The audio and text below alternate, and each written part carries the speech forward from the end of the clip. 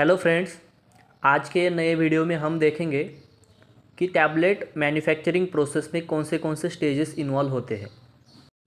सबसे पहला स्टेज होता है डिस्पेंसिंग और सबसे आखिरी स्टेज होता है डिस्पैच। ये दोनों स्टेजेस के बीच में टैबलेट्स को बहुत सारे प्रोसेस में से गुजरना होता है। तो कौन से प्रोसेसेस है वो अभी हम वन बाय वन देखेंगे। तो ये देखिए, पहला स्टेज होता है डिस्पेंसिंग, दूसरा स्टेज होता है शिफ्टिंग ऑफ रॉ मटेरियल्स, तीसरा स्टेज होता है ग्रैन्युलेशन, फोर्थ स्टेज होता है ब्लेंडिंग, फिफ्थ स्टेज होता है कंप्रेशन, सिक्स स्टेज होता है कोटिंग, सेवन्थ स्टेज होता है इंस्पेक्शन, एट्थ स्टेज होता है पैकेजिंग एंड नाइन्थ जो आखिरी स्टेज है वो होता है डिस्पैच, जहाँ से कंपनी से टैबलेट मार्केट में भेजा जाता है। चलिए तो पहला स्टेज देखते हैं, डिस्पेंसिंग ऑफ रॉ मटेरियल्स। इसमें क्या क्या होता है, जो हमारे रॉ मटेरियल्स है एपीआई एंड एक्सिपिएंट्स, उसका डिस्पेंसिंग किया जाता है। और वो डिस्पेंसिंग कौन से बेसिस पे होता है, नीचे मैंने नोट में दिया है, dispensing of raw material is done as per the master formula given in batch manufacturing record of particular product. Particular product को कौन सा मटेरियल कितना क्वांटिटी में लेना है वो उस पर्टिकुलर प्रोडक्ट के बैच मैन्युफैक्चरिंग रिकॉर्ड में दिया होता है, उसी बेसिस पे वो क्वांटिटी डिस्पेंस की जाती है। सेकंड स्टेज है हमारा शिफ्टिंग ऑफ रॉ मटेरियल्स। तो हमें शिफ्टिंग क्यों करते हैं, first to get uniform particle size. अब ये जो आप शिफ्टर देख रहे हो और ये मेश देख रहे हो, ये मेश इस शिफ्टर में फिक्स करके मटेरियल को शिफ्टिंग किया जाता है। ये मेश का साइज़ प्रोडक्ट के हिसाब से डिफरेंट रहता है। तो जो पार्टिकल साइज़ का मटेरियल हमको टैबलेट बनाने के लिए चाहिए, उसी साइज़ का मेश हमको लगा के शिफ्टिंग करना होता है। तो जब हम ये मेश लगा के शिफ्टिंग करते हैं तो हमको यूनिफॉर्म पार्टिकल साइज़ मिलता है। सेकंड क्या है, एलिमिनेशन ऑफ फॉरेन मटेरियल्स। तो फॉरेन मटेरियल्स क्या है, जो हमारा वेंडर हमको रॉ मटेरियल सप्लाई करता है उसमें कुछ भी फॉरेन पार्टिकल या फॉरेन इम्प्यूरिटी होने का चांसेस रहता है, जो कि हमारे टैबलेट मैन्युफैक्चरिंग प्रोसेस में कॉन्टेमिनेशन क्रिएट कर सकता है। तो शिफ्टिंग के थ्रू हम उसको एलिमिनेट कर सकते हैं, इसलिए वो भी हमारा एक कॉज बन जाता है कि elimination of foreign materials. Third क्या है, इम्प्रूव्ड फ्लो ऑफ मटेरियल। जब हम किसी भी मटेरियल का शिफ्टिंग करते हैं तो उस मटेरियल का फ्लो प्रॉपर्टी इम्प्रूव हो जाता है, इसलिए शिफ्टिंग के माध्यम से हम मटेरियल की फ्लो प्रॉपर्टी को इम्प्रूव करके बाद में उसको ग्रैन्युलेशन स्टेज में लेते हैं। फोर्थ है प्रॉपर मिक्सिंग। शिफ्टिंग करके हम मटेरियल को प्रॉपरली मिक्स कर देते हैं। और फिफ्थ है प्रिवेंशन ऑफ इक्विपमेंट इश्यूज़। इसका मीनिंग क्या है, अगर शिफ्टिंग हम ना करते हैं और कुछ मेटल पार्टिकल या कुछ भी मटेरियल अगर हमारा आगे कॉम्प्रेशन स्टेज में चला जाता है तो कॉम्प्रेशन मशीन का जो डाइज और पंचेस होते हैं उसको डैमेज करने का चांसेस रहता है, इसलिए उस इक्विपमेंट के इश्यूज़ को भी हम प्रिवेंट कर सकते हैं शिफ्टिंग करके। थर्ड स्टेज क्या है हमारा, ग्रैन्युलेशन। ग्रैन्युलेशन का मीनिंग क्या है, ग्रैन्युलेशन एक्चुअली वो प्रोसेस है जिसमें पाउडर पार्टिकल्स को ग्रैन्यूल्स में कन्वर्ट किया जाता है, जो ग्रैन्यूल्स जिसमें कॉम्प्रेशन की प्रॉपर्टीज़ होती है। नेक्स्ट हम देखेंगे टाइप्स ऑफ ग्रैन्युलेशन। ग्रैन्युलेशन का फर्स्ट टाइप कौन सा है, ड्राई ग्रैन्युलेशन।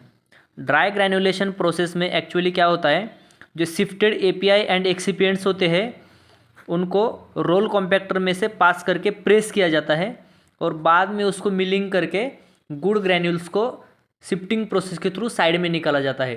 ये हो गया ड्राई ग्रैन्युलेशन। सेकेंड टाइप है हमारा वेट ग्रैन्युलेशन। वेट ग्रैन्युलेशन में क्या होता है, जो एपीआई और एक्सिपिएंट्स है जो हमने शिफ्टिंग करके लिए हैं उनको रैपिड मिक्सर ग्रैन्युलेटर नाम के एक इक्विपमेंट में डाला जाता है और उस इक्विपमेंट में लिक्विड बाइंडर ऐड करके ग्रैन्युलेशन एक्टिविटी परफॉर्म की जाती है। एंड थर्ड टाइप कौन सा है, डायरेक्ट कॉम्प्रेशन। इसमें कोई भी ग्रैन्युलेशन एक्टिविटी परफॉर्म नहीं होती है, शिफ्टेड एपीआई और एक्सिपिएंट्स का ब्लेंडिंग करके उनको डायरेक्टली कॉम्प्रेशन के लिए ले जाया जाता है।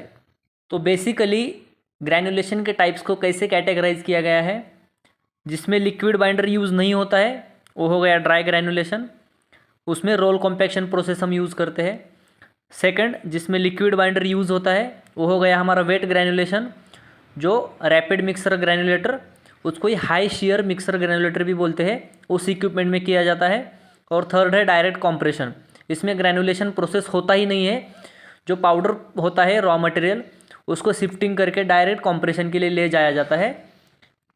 इसमें ग्रैनुलेशन प्रोसेस नहीं होता है क्योंकि वो जो मटेरियल्स होते हैं उनमें कॉम्प्रेशन प्रॉपर्टी ऑलरेडी अवेलेबल होती है। अभी हम देखेंगे इम्पोर्टेंस ऑफ ग्रैनुलेशन प्रोसेस। तो चलिए देखते हैं ग्रैनुलेशन प्रोसेस क्यों इम्पोर्टेंट है। फर्स्ट है to improve flow of powder. Granulation होने के बाद जो ग्रैनुल्स हमें मिलते हैं उनमें एक फ्लो प्रॉपर्टी डेवलप होती है जिसको यूज़ करके जो हम ब्लेंड बिन में स्टोर करते हैं उस ब्लेंड को कॉम्प्रेशन मशीन के डाई और पंचेस तक लेके जाने का काम वो फ्लो प्रॉपर्टी करती है। इसलिए कॉम्प्रेशन करने के लिए ग्रैनुल्स में अच्छा फ्लो होना ज़रूरी है और वो फ्लो कहाँ जनरेट होता है, ग्रैनुलेशन एक्टिविटी होने के बाद। इसलिए फ्लो प्रॉपर्टी को डेवलप करने के लिए ग्रैनुलेशन इंपॉर्टेंट है। सेकंड क्या है, एनहांस कॉम्प्रेसिबिलिटी। ये एनहांस कॉम्प्रेसिबिलिटी क्या है, ग्रैनुलेशन प्रोसेस में जब हम ग्रैनुलेशन लेते हैं तो उसके बाद जो पाउडर मिलता है हमको और उस पाउडर से हम जो टैबलेट बनाते हैं वो टैबलेट स्ट्रांग होती है और ड्यूरेबल होती है, जिसके कारण हैंडलिंग के time, transportation time tablet break होने के चांसेस कम हो जाते हैं, मतलब ना के बराबर होते। इसलिए हमको ग्रैनुलेशन एक्टिविटी करनी पड़ती है जो हमको टैबलेट को लॉन्ग टाइम तक अच्छे से कंप्रेस्ड और स्टेबल कंडीशन में रखने के लिए हेल्प करे। थर्ड क्या है, डोज यूनिफॉर्मिटी। डोज यूनिफॉर्मिटी का मतलब uniform distribution of API with excipients. मतलब जो हम ग्रैनुलेशन एक्टिविटी में एपीआई और एक्सिपिएंट्स ऐड करते हैं, अगर हम कुछ टैबलेट बना रहे हैं तो उस टैबलेट में हर टैबलेट में एपीआई का क्वांटिटी हमको सेम मिलना चाहिए और वो कहाँ इंश्योर होता है, ग्रैनुलेशन एक्टिविटी में। इसलिए करेक्ट डोसेज मिलने के लिए हमको ग्रैनुलेशन एक्टिविटी बहुत इंपॉर्टेंट है। फोर्थ है हमारा डस्ट रिडक्शन। डस्ट रिडक्शन का मतलब क्या है, ग्रैनुलेशन एक्टिविटी होने के बाद जो हमारा मटेरियल रहता है उसमें डस्ट का क्वांटिटी कम हो जाता है क्योंकि जो हम ग्रैनुल्स बनाते हैं उसमें एपीआई और एक्सिपिएंट्स दोनों एक दूसरे से बाइंड हो जाते हैं। उसकी वजह से जो फाइंस रहते हैं, जो फाइंस पार्टिकल रहते हैं, उनका क्वांटिटी कम हो जाता है और एक बाइंडिंग ग्रैनुल्स हमको मिल जाते हैं। इसलिए जो इन्वायरमेंट का कॉन्टेमिनेशन है या फिर वर्कर्स जो शॉप फ्लोर पे काम कर रहे हैं उनको हेल्थ को कुछ हैज़ार्ड्स है और एपीआई का जो लॉस होता है, जो वैल्यूएबल एपीआई रहता है, उसका लॉस भी हम प्रिवेंट कर सकते हैं। इसलिए डस्ट रिडक्शन भी एक फैक्टर बोला जाता है जिसमें ग्रैनुलेशन इंपॉर्टेंट होता है। नेक्स्ट है हमारा कंट्रोल्ड रिलीज। ग्रैनुलेशन प्रोसेस में जो हम ग्रैनुल्स बनाते हैं उसमें एक प्रॉपर्टी डेवलप हो जाती है। जो प्रॉपर्टी एपीआई जो रहता है ग्रैनुल्स में उसको कंट्रोल्ड या फिर सस्टेन्ड रिलीज में ड्रग को टैबलेट से रिलीज़ करने के लिए हेल्प करता है। और लास्ट वन है स्टेबिलिटी। स्टेबिलिटी मतलब granulation process after completion of granulation activity, जो हमारा पाउडर था और बाद में जो हमको ग्रैनुल्स मिला है, पाउडर के कंपेयर में ग्रैनुल्स का स्टेबिलिटी ज़्यादा रहता है। इसलिए स्टेबिलिटी को डेवलप करने के लिए हमको ग्रैनुलेशन एक्टिविटी करनी पड़ती है। नेक्स्ट हम देखेंगे ड्राइंग। ये ड्राइंग सिर्फ वेट ग्रैनुलेशन एक्टिविटी में हमको करना पड़ता है। जब हम wet granulation activity rapid mixer granulator या हाई शेयर मिक्सर ग्रैनुलेटर में परफॉर्म करते हैं, उसके बाद जो लिक्विड बाइंडर हमने ऐड किया होता है उसमें से हमको मॉइस्चर निकालना पड़ता है और वो मॉइस्चर निकालने के बाद ही हमको अच्छे ग्रैनुल्स मिलते हैं। तो वो मॉइस्चर रिमूव करने का काम हम ड्राइंग एक्टिविटी में करते हैं। नेक्स्ट हमारा फोर्थ स्टेज है ब्लेंडिंग।